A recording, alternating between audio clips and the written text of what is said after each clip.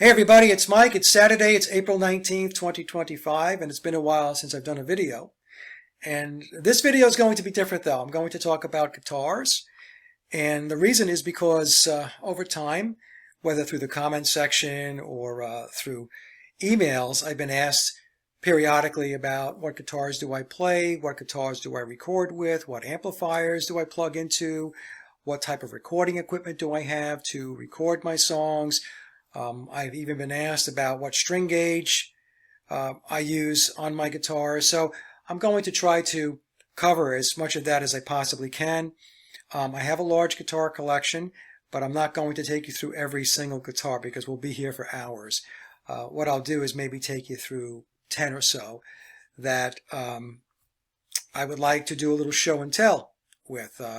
And most of them will be guitars that I play on my recordings. Okay, to give you a little background, some of you may already know this, but I'm in the middle of a music project which is a lot of fun.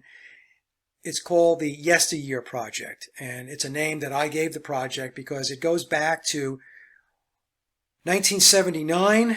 That's one of the songs that I just re-recorded maybe 6 to 8 weeks ago, titled Vacation in Your Mind, and that song was copyrighted in 1979, and it was recorded either on a cassette or a 2-track reel-to-reel, and my brother had a copy of the song, and I always liked it, and I thought, well, let's redo that one. So that goes back to 79, so that was 46 years ago. And the Yesteryear Project is about re-recording, actually reimagining and re-recording those songs from when I was a much younger lad.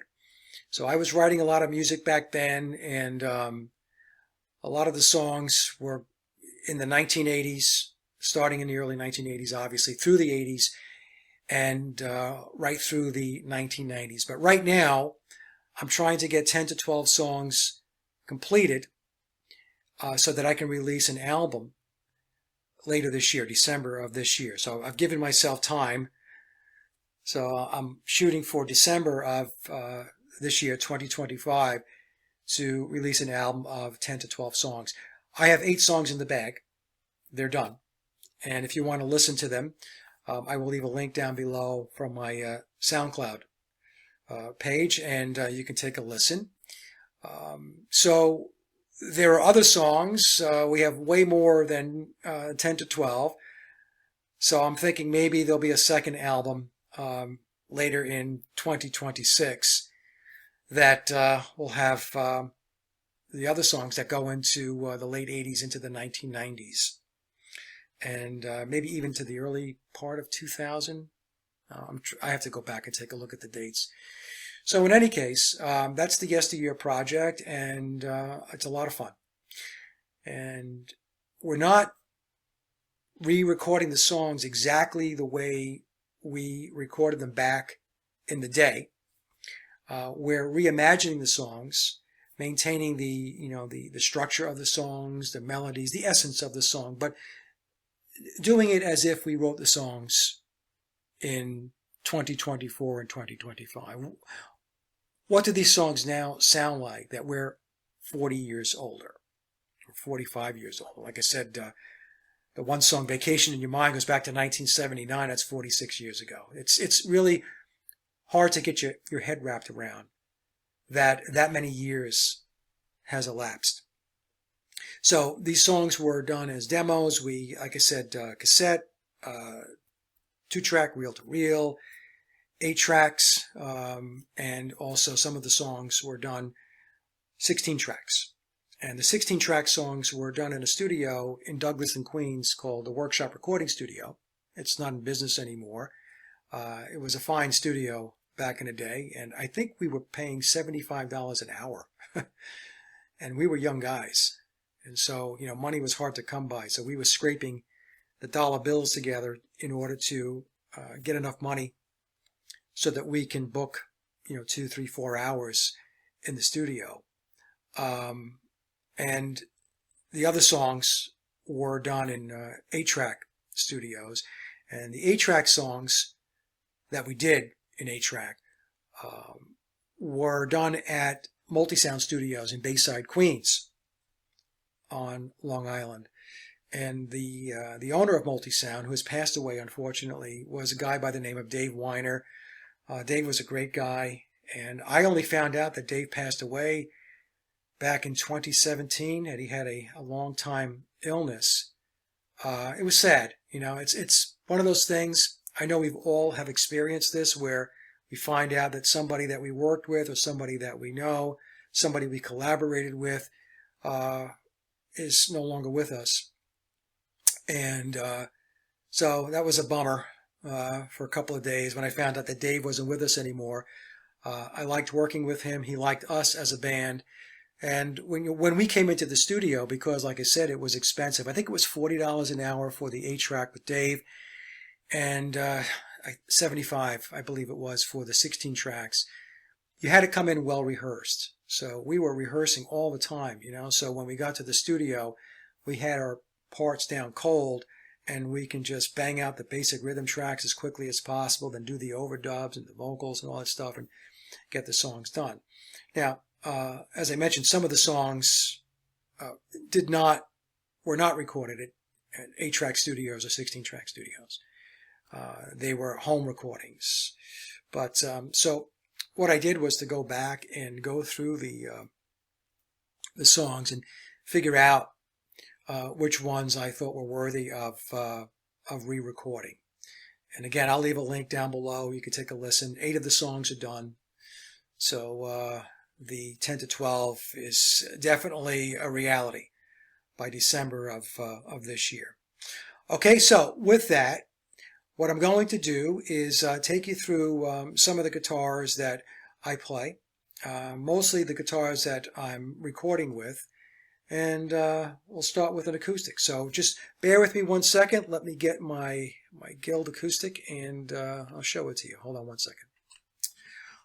Okay, so this is my Guild, and it's a D240E. I bought it, I guess, around 3 years ago. It was around $400, and I wasn't even intending to buy an acoustic. I was at Guitar Center, and I went into their acoustic section, and I picked up this Guild. I like Guild guitars. I'll show you some others that I have. They're electrics. And I started playing it. I just loved the way it felt. Now, guitar players, you can validate me on this. There are just some guitars that they just feel right in your hands. It's hard to explain. You can even have the same model guitar in your hands. In other words, you have, like, let's say you're checking out 2 or 3 different Fender Strats, different colors or whatever, you know, different looks. And there's just one that feels different than the other 2, even though they are the same model guitar. So this actually was the floor model. I remember the guy at Guitar Center, the salesperson. He said, "Well, we have, you know, a new one in the back." So he brought it out, and I started playing it. I'm like, you know what? I said, I'll take the floor model because it just felt better. So in any case, this is the guitar. When you hear the acoustic guitar playing on my songs, this is it. I play with 10s. I don't use heavy strings on any of my guitars, and that includes my acoustic. I like bright sounding strings, and I like bright sounding acoustic guitars. I had an Epiphone John Lennon signature. I sold it, and it was a very muddy, dark sound, and I really didn't like the guitar. I had it for years, and I played it, and it is on some of my recordings, but I just wasn't in love with the sound. I also had a Fender Villager 12-string. I sold that as well, and I had a Martin X Series, and I sold that. So at one time I had 3 acoustics, and now I'm down to just this one, and I love it. So again, it's a Guild D240E. Okay, so let's move to the next guitar, and since this is the only acoustic, everything else is going to be obviously electric. Okay, so the first electric I'm going to show you is a guitar that I play a lot. many of the leads that you hear in my songs is this guitar. It's not always this guitar, but I would say maybe 80% of the time it's this. And it is a 2007 Fender Strat made in Japan. And the thing with this guitar that I love is the humbucker pickup here in the bridge position. For those that are not familiar, the first two pickups at the neck and the middle are single coils. This is a humbucker. This has an awesome sounding humbucker, and I love the tone that I get with this guitar. I can't explain it. I tell people that not all pickups are made the same, and even pickups that are the same brand and the same model number, I have found sometimes you don't get the same sound or tone out of them, and this guitar is just awesome. When I bought this, I got it at a very good price. I don't really remember how much. Maybe it was around $240. I'm going back years now. Again, it was at Guitar Center, and I couldn't believe it when I saw the price. In fact, I went up to the counter and I asked the guy, I said, is this guitar really $240? And he looked at it and he goes, yeah. And it comes with a case, a hard case. I'm like, okay, I'll take it. But when I got it, it did need some work. It needed a brand new fret job, and I do that type of work. So when I pick up a guitar and I see frets that are worn, I don't worry about it at all. So I'll just pull them and put new frets in and do the work. So it needed a little bit of TLC, going way back when. I've had the guitar now probably, oh boy, I want to say 10 years, maybe about 10 years now. So I really like it. And there you go. Okay, so let's move to the next guitar. Okay, my next guitar is a Guild Bluesbird, and I think it's a 2016 or a 2017. Just a beautiful guitar. It's an awesome guitar, and I play this a lot. Now, this is one of the guitars where I have 8-gauge strings, so there are 8s on this guitar. In fact, the Strat, which is now behind me, has 8s on it as well. I should have mentioned that. All right, so here it is. Obviously a Les Paul style guitar. And you may have noticed right here, some might be asking, what is that? That's called a string butler. And one of the issues that you could have with Les Paul guitars, because of the way the strings break at the G and the D, they go left and right, you can get binding in the nut, and sometimes that can cause tuning issues. And what the string butler does, it has the strings go straight across up until it hits these little wheels. Just like a Telecaster or a Stratocaster. If you look at a Strat or a Tele, after the nut, the strings go straight. So that gives the guitar the ability to stay in tune much, much better. So on some of my guitars, I have the string butler. And so I put it on the Guild. It's about $50, but it's well worth it. If you have a Les Paul style guitar where you're like, this is really annoying, this will help significantly. Now, I didn't really have that problem with this guitar, but because I do play lead guitar with this guitar as well, along with the Strat behind me, I put it on just to make sure I don't have to deal with tuning issues as I'm recording or playing. Okay, so here it is. It's very light, by the way. I don't know how much it weighs, but obviously it's chambered. So it's a nice light weight to it, and I really enjoy playing this guitar. It's another one of these guitars where the neck just feels really good. It feels great. And this is a string dampener, by the way, in case anybody is wondering. So what does it do for those who don't know? So when you're playing and you're recording, in order to eliminate any external, external is not the right word, but any extraneous resonance of other strings, you would move the dampener up so that, especially when you're playing lead guitar, you're getting a very clean, or as clean as possible, recording as you can without other strings kind of ringing out or resonating in the background. Okay, so I use this not only on my guitars, my 6 strings, but also when I put down the bass tracks. Okay, so let's move to the next guitar. Okay, so I have a number of Gibsons, and I'm not going to show all of them today, but this is my 2007 Gibson Studio, and I put the Bigsby on it. And this guitar saw a lot of recording time on my first album, Leaving Dystopia, which goes back to 2013. There you go, and you can see it also has a string butler right here. And you might ask, why? Well, again, because the way Les Pauls are designed, the way the string breaks at the nut, at the G and the D string, the 3rd and 4th string, sometimes you can get string binding and it causes some tuning issues. But the big reason why I did it on this guitar, because I really didn't have any tuning issues with this, is because of the Bigsby.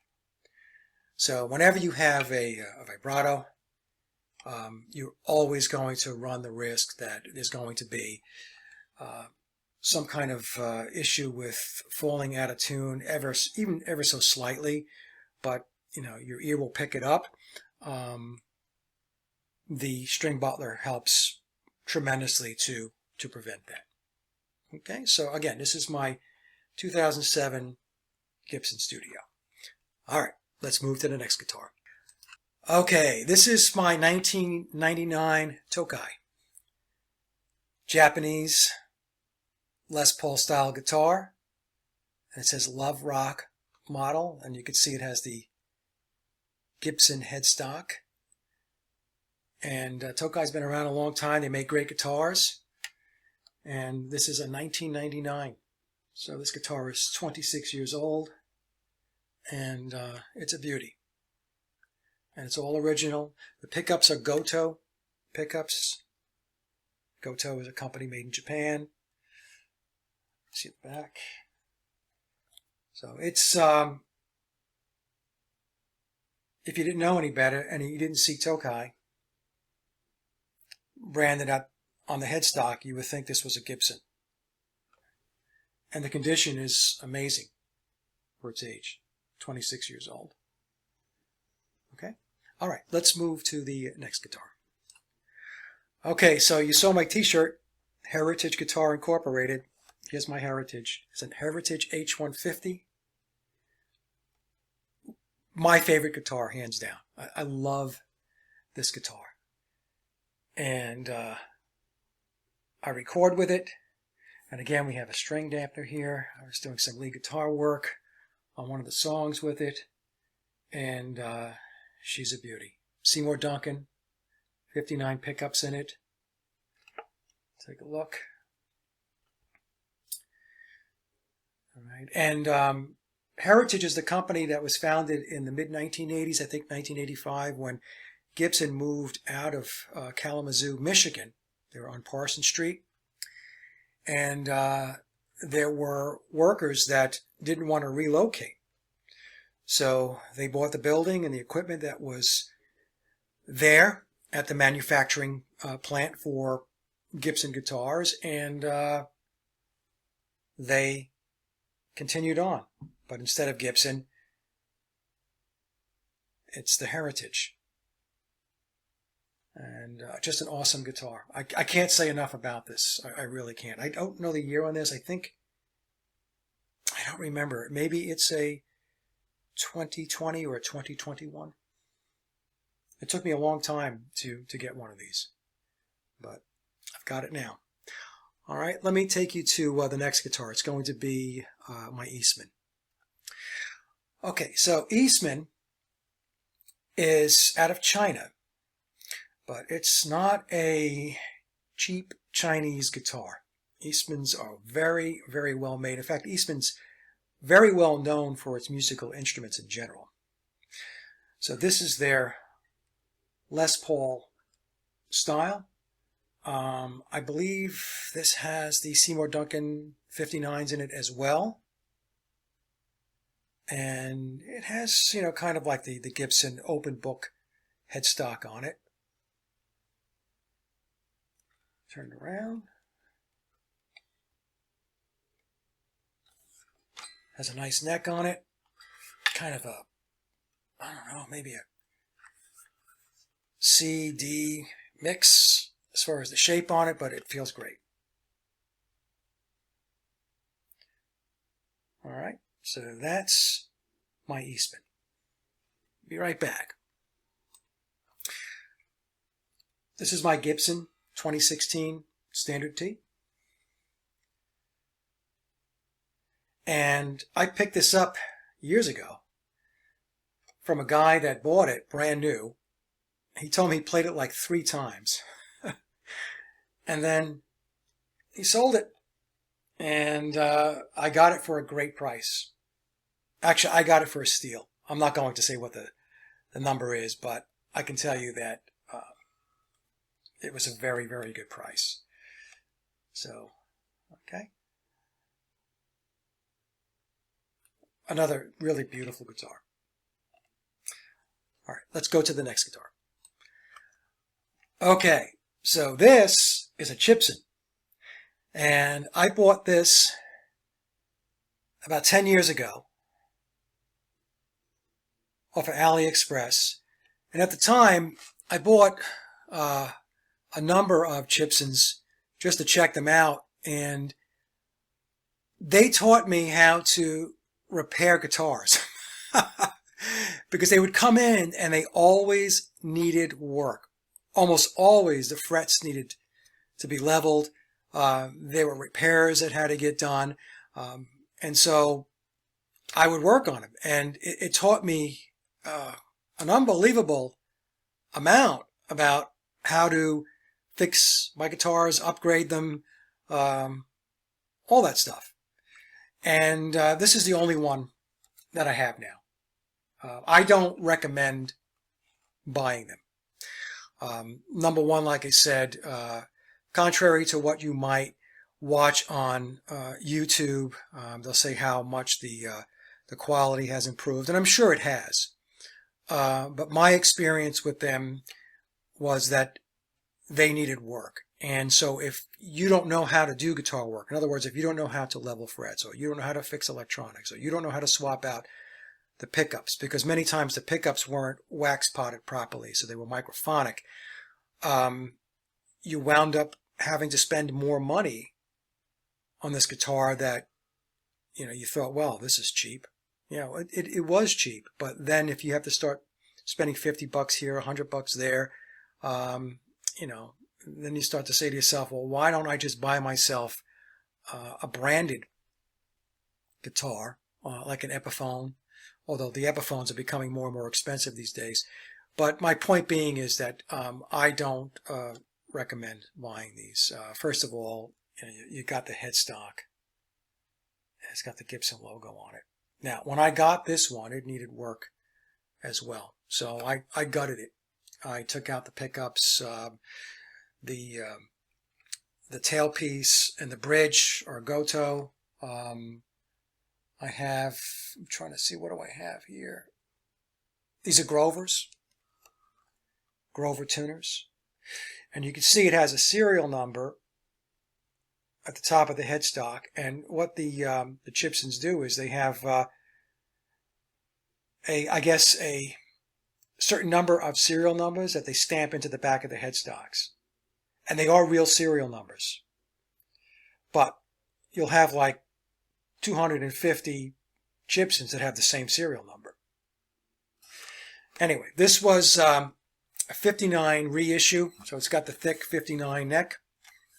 And I don't remember what pickups I put in here.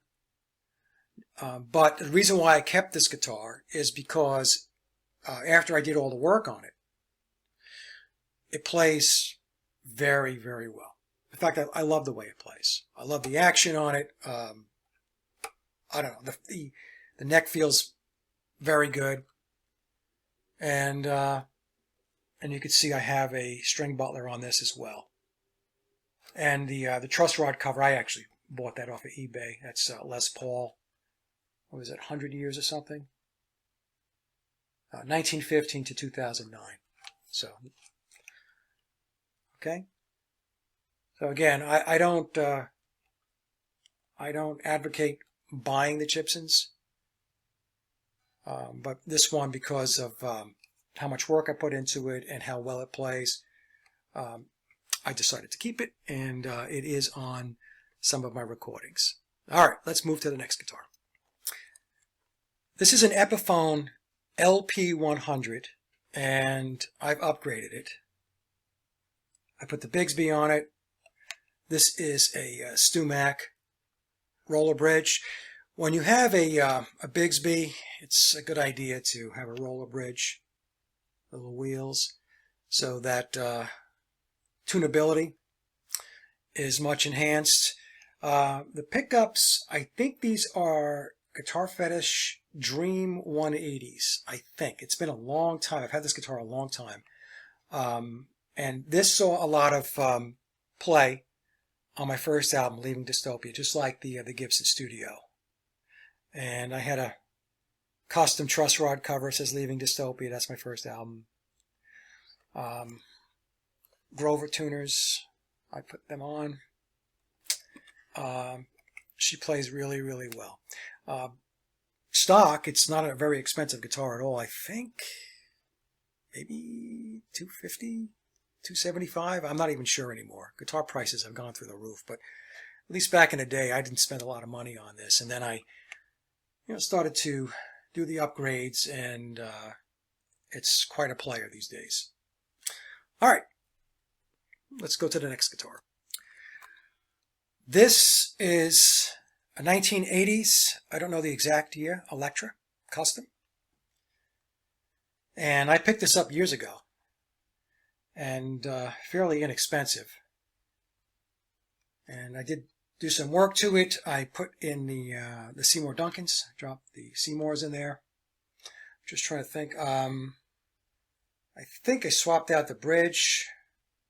The tailpiece here is original.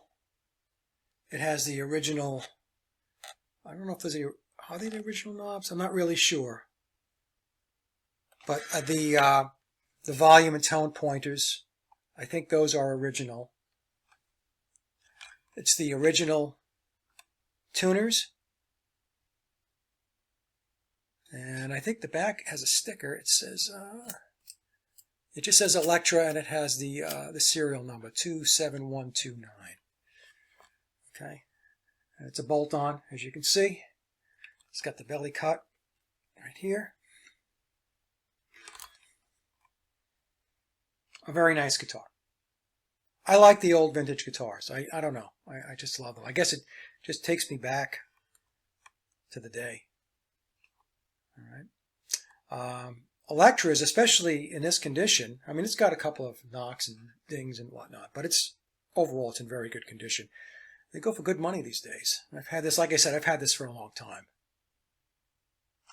Let me move to the next guitar. It's going to be another Electra. Hold on one second. Okay.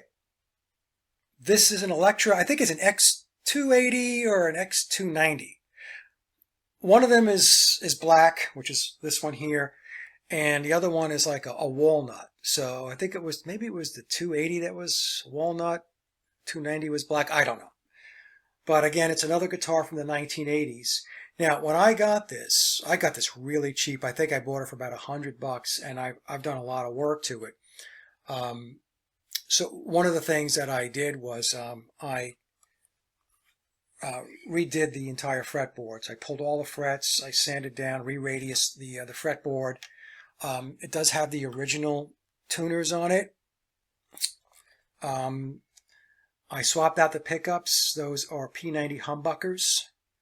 That's the original bridge, the original tailpiece, new wiring, new switch. I did all that. And a brand new paint job. Now, the paint job I didn't do. So there's a guy that out of Durham, North Carolina, Electra Customs, and I could put a link down below. His name is Ben, and he painted the guitar. It's great. It looks brand new. So, again, like I said, even this guitar, especially in this condition, it goes for good bucks these days. All right. All right. Maybe 2 or 3 more guitars, and then we'll get to the recording equipment. This is a late 1960s, maybe 1968 Univox 335 style. I think it was referred to as the Coily. C-O-I-L-E-Y, Coily. But it's a 335 style guitar. And when this came in, it needed some work. I put new frets on it. I sanded down the fretboard to make sure that I got the radius nice and where it's supposed to be. But back in the day, they didn't have CNC machines, so sometimes it was close enough, but it came out really, really nice. And now the pickups are not the original pickups. The pickups that came with it were shot.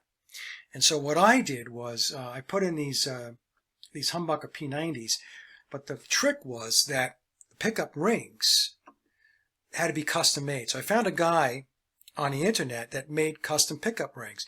So I sent him the dimensions and what I needed so that I could fit these humbuckers, or these P90s I should say, into the guitar. And it plays great. Those are they the original knobs? Maybe not. But the trem, yes. That's the original vibrato, I should say. Nice guitar there. It's the back, the headstock there. Again, it's a bolt-on. Really very, very nice shape.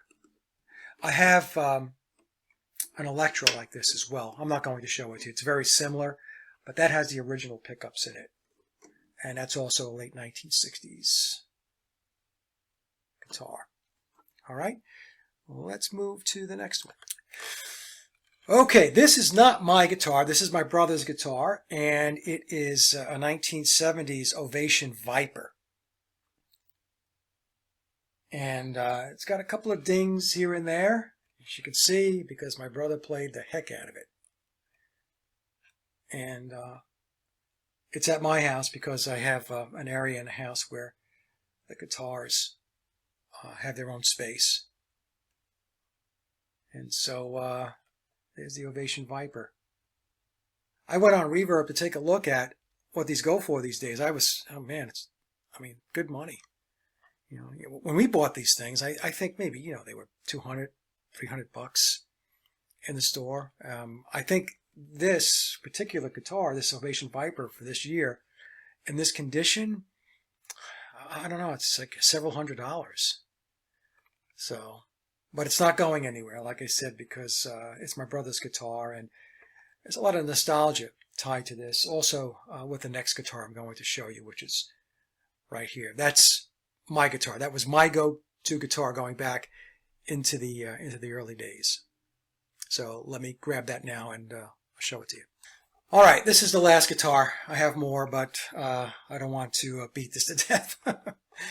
This is my Ibanez Roadstar 2, and this is the guitar that I played all the time. This was my go-to guitar going back to when I was doing most of the recordings of the songs that I'm re-recording today.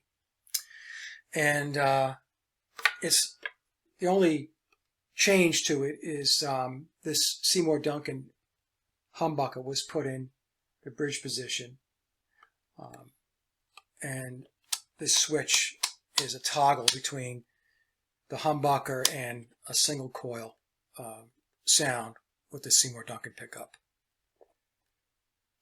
So it's a great guitar. Has a lot of sentimental value. I will never get rid of it because of that. Take a look at all the buckle rash on it. So I played this to death. And loved it. In fact, the song, is it Free? Yeah, I think it's the song Free on my first album. The lead guitar that you hear, or the little guitar riffs, I should say, is this. Okay, so 2 basses that I have. This is my Squier jazz bass. It's the Affinity series. Not expensive. I think it's around $275, at least back in the day it was. And you can see I have the string dampener here. I did change out the pick guard. I went with the tortoise shell. The original one came with white. I think it looks better with the tortoise pick guard. And I have to say, this is a great bass for the money. It's really very, very good. I love playing it. When I play bass, my bass guitars are flat wound strings. I like the flat wound strings on the guitars. Okay, so there you go. That's my Squier jazz bass. The next one you're going to recognize immediately. This I know virtually everybody knows. This is my Hofner Beetle bass. And I play this a lot on my songs. Again, flat wound strings. And it's a great bass to play. It's very light, and it's a medium scale, so you don't have to stretch your fingers from north to south to play it, and very enjoyable bass to play. And it has its own unique sound, as many of you know, especially if you're a musician and you play this particular bass. The back of it, and I've had this a long time as well. All right. Okay, so that's it for the show and tell on the guitars, and let me talk a little bit about, let's talk a little bit about strings, and then I'll talk about the recording equipment and the amplifiers. Okay, so as far as strings go, as I mentioned, on my acoustic I play 10s. On some of my guitars, especially those where I play lead guitar with, I will use 8s. The Bluesbird, the Guild Bluesbird, has 8s. There it is. The Strat behind me has 8s. I think maybe even the Chipsson has 8s on it. I'm trying to remember. Everything else has 9s. The strings that I use are American String. That's the name of the company. And you can see it's AmericanString.com. Genuinely American made. They are great strings. Now, for a long time, I was an Ernie Ball advocate. I used to use Ernie Ball strings all the time. I also played with Diodarios. And what I found with the Ernie Balls, and I don't think that this is an Ernie Ball issue per se. Initially, I thought it was maybe a quality control problem out of Ernie Ball, but then I did some more research, and I think the problem has to do with counterfeiting. So what I would do is, because I have my guitar collection, I would buy strings in bulk. So in bulk of 10 packs of sets of 6. And I would restring the guitars, because I'll put new strings on my guitar just about every time that I'm going to record, unless I know that I changed out those strings recently. I don't play with old strings. In fact, I have to replace the strings on the acoustic as we speak.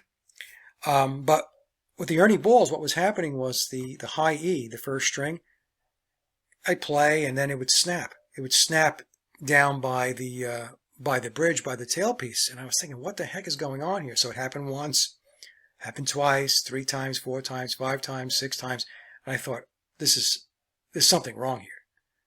They have a quality control issue. And as I was looking more into it, I found that the real culprit is counterfeit strings. So I was looking into it, and I found on some of these Chinese sites like AliExpress, they were selling Ernie Ball and Diodario strings, and I'm thinking to myself, there's no way that those are real Ernie Ball or D'Addario strings. And it's easy to get duped because the packaging is exactly the same. So if you take a pack of Ernie Ball strings here, that, you know, legitimate strings, and you take a look at the packaging for the Ernie Ball version of those strings coming out of China, you can't tell the difference. So this became a problem. And I'm sure Ernie Ball and D'Addario are aware of it. I don't know what they're going to do about it. The counterfeiting that comes out of China seems to be something that is impossible to shut down.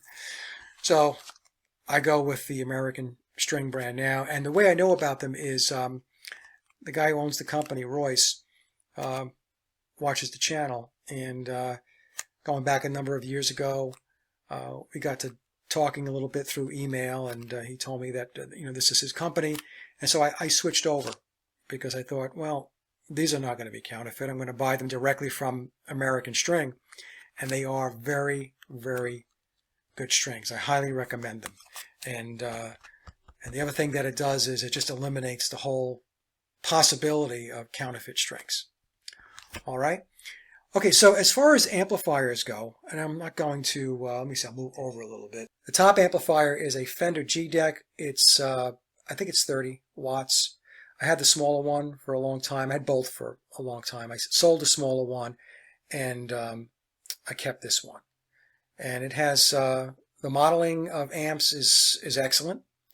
But the big plus with the Fender G-Deck is that it has a built-in drum machine. So if you want to rehearse or you want to work on a song and you just want some basic backbeat to kind of get things going, that's what I use it for. For recording, I don't use the drum machine or the rhythm machine that's built into that. I have an Alesis SR18 or a Zoom. I think the Zoom's a 225.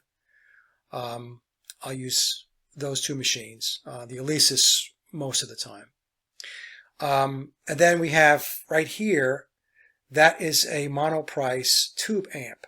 And I bought that a number of years ago as well. I swapped out the tubes. I didn't like the original tubes that came with it. And I think I have some Electro Harmonix tubes in the amp now. Nice amp. It's a very nice amp. And below that, let me see, move over a little bit. That's a Fender Mustang LT25, and that is my go-to amp these days. That amp I think cost about $125, maybe to $150 new, and the tones and the amp models that it has are exceptional, and so I use that now. And the wiring that you see, the wire right here, I don't know if you can see that, it's a blue wire. That goes directly into my Tascam 2488 Neo. That's the recording machine that I use to record with. So everything I do is through headphones. The days of miking and making a lot of noise in the room, those days are long gone. So I'll just go direct into the board, headphones, and get my tone and the types of amps and the modeling that way. Okay, so there's about, I think there's 30 presets. Of the 30, there are 5 or 6 that are go-tos for me, and I use them a lot. All right, so that's a great little amplifier.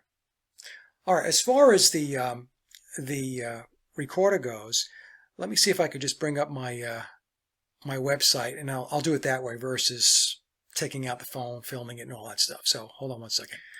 Okay, so here's my music website, Labor of Love Music. It's laboroflovemusic.com, and here's my mug. And I have a little background, very brief, about my history as far as writing songs and such. And but let's just page down. Now here is the Yesteryear project. So I'll put the link to SoundCloud because that's where this is sourced from. But you can also go to my website and take a listen to the songs that have been completed so far. So there's 8 of them. New York City, Camelot, Late Night Loving, Looking for Paradise. Vacation in Your Mind, that's the song that goes back to 1979, 46 years ago. Slow Music, Laser Shoes, and Throw Me a Line. Throw Me a Line I just finished up. And then you can see that I have some other music releases. I released 2 compilation albums back in December of 2023, A Decade of Rockers, so 2013 through 2023, and also A Decade of Blues and Ballads. And then I have my album releases, not compilations, but the actual album releases. There's No More Gods, which was released in May of 2023. Hollow Moon, released in February of 2018. I remastered it in November of 2023. Leaving Dystopia, which was released in February of 2013 and remastered in December of 2022. And then I've got some music interviews. The first 2 are interviews that I did with Rick. And then an interview I did, actually 2 interviews I stitched together that I did with Artist First Radio with Z-Man, who's an old-time DJ and musician. He's a great guy. I love talking to him. You'll see that I have the great indie playlists. I want to do another one, by the way. People are asking me, are you going to do this again? I do want to do it again. I just have to find the time because once I kick it off, a lot of songs come in. In fact, I think this one had around 80. 2021 had 80 songs come in. And then in 2023, it was 100. And so I've got to pull all of that together. So when I have time, I'm going to do it again, I think, this year. I don't know when, though, so don't hold me to that. I have a couple of jams that I did. Also, let me just take you to this real quick before we get to the recording equipment. Back in the day, I collected a lot of Beatle vinyl. I have sold a big chunk of it these days. I still have the really good stuff in my collection. But I was really into it going back into the early 2000s, let's say 2005, 2006, 2007, around there. And so I was deciphering and decoding all of the different labels, and because not all labels are the same. Some are worth a lot more than others. So you have albums that are pressed on a particular label. They're going to be worth more than that same album pressed on a different variation of a label. So I take everybody through that. And in fact, here, I know I'm digressing.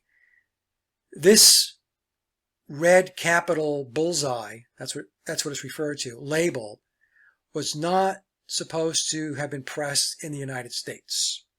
It was pressed in Canada and elsewhere, but not in the U.S. In the U.S., it went from the green bullseye to the left right to the Apple label. So the red capital label, no U.S. pressing was to have been pressed on this label. However, some were, and they slipped through the cracks. And one of them was Revolver, and I have that album. It's highly collectible. Okay, so I take you through the different labels and all that stuff. And then I get into the UK labels. Now, the UK labels, as I mentioned in my shows, are the official releases of the Beatles, not the Capitol releases. They are not the official releases. Capitol is not the official releases of the Beatle albums. It was the UK. In fact, I got to swap this one out. This is a Parlophone, Please Please Me, first issue on the, it's called the Black and Gold label. A little alchemy there. But this is the Australian version. I actually have the UK version. I got to put that label up there when I have time. All right. So I go through a lot of details. So for those of you who are into collecting Beatle vinyl and you want to get a little inside information on which labels are worth more than others and which are more collectible than others, then take a look at this. I also go into white album numbering. Okay. All right. So let's just let me see. Let me go back. All right. So as far as recording goes, I don't use these software packages and and all that stuff. As I mentioned, I'm very old school, and at my age, I'm 66. I don't see myself breaking new ground that way unless I have to. And one of the main reasons is because the Tascam machines, the 24-track recorders, are great. They're just excellent machines. So right now I'm still using the Tascam 2488 Neo, even though I have the newer DP24SD. I just haven't had time to take the old machine out, put the new machine in, learn the new machine and all that stuff. It's kind of like, you know, creature of habit. You know the old machine, you know it really well. So I continue to use it. And at some point, though, it's old now. I got it in 2011, so it's 14 years old. But it still runs like a champ. So anyway, let's take a look at what these recorders look like. So these are the newer versions, okay?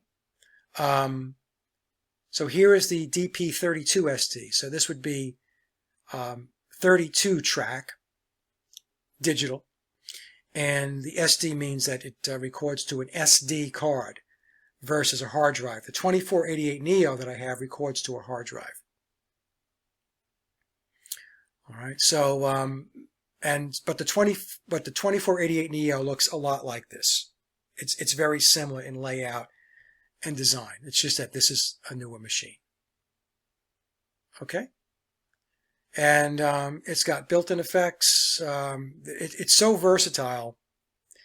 It's really an amazing piece of equipment. My brother has this one, and he absolutely loves it. Okay. So that's it. That's everything. Yeah, I think that's everything. I think I covered everything I wanted to cover. And so if you guys have any questions or you want to make a comment, please feel free. And have a great day. Have an enjoyable Easter. And let's enjoy the springtime going into the summer. All right. Have a great day, and we will talk soon. Thank you.